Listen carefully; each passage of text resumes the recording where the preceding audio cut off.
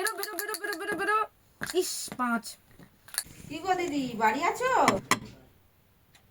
এখন আবার কি আসলো মা? কি জানি বাবা। আসছি গো।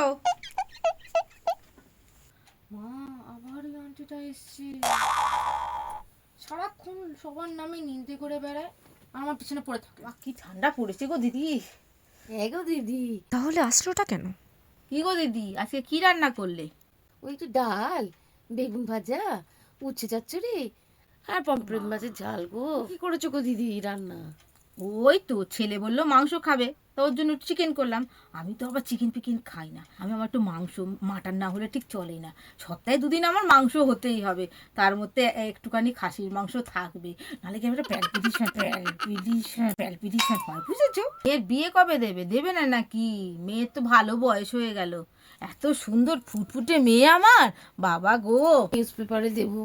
পেপারে দিও না বাবা, পেপার মোটেই ভালো না। কাছাকাছি কত ছেলে পুলে আছে, তুমি একদম দূরের দিকে যেও না, কাছেই দাও। এবার ওর বাবার সাথে কথাবার্তা বলে দেখি।